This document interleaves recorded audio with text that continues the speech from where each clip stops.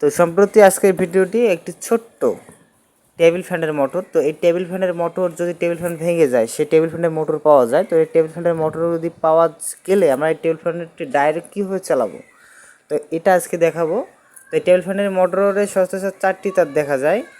তো এই 4টি তারের মধ্যেই একটি তার হচ্ছে কালো। তো এই কালো তারটি আমরা দেখতে পাচ্ছি যে মোটরগুলো। তো এই কালো তারটি কী জন্য ইউজ করা থাকে, সেটা হচ্ছে কমন অর্থাৎ নিউট্রালের জন্য ইউজ করা থাকে, এবং বাকি 3টি সবুজ, লাল এবং সাদা।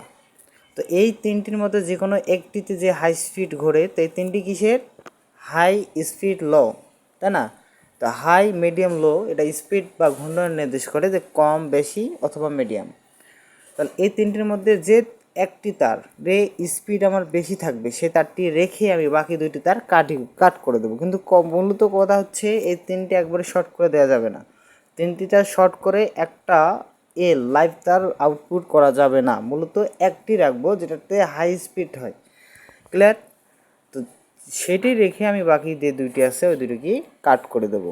সবুজ, লাল এবং সাদা এই 3টি তারকে পর্যায়ক্রমে আমি এক এক করে নিউট্রাল গেট আগে লাগিয়ে নিউট্রাল গেট ঠিক রাখবো, রেখে ছকটার মধ্যে ইনক্লুড করবো। ছকটার মধ্যে ইনক্লুড করলে আমরা বোঝা যাবে আসলে হাই, লো, মিডিয়াম কোনটা। তো বন্ধুরা, আমি দেখতে পাচ্ছি যে মূলত আমাদের হাই হচ্ছে হাই, যে স্পিড আছে সেই হাই স্পিডের তারটা বা কেবলটা হচ্ছে আমার লাল।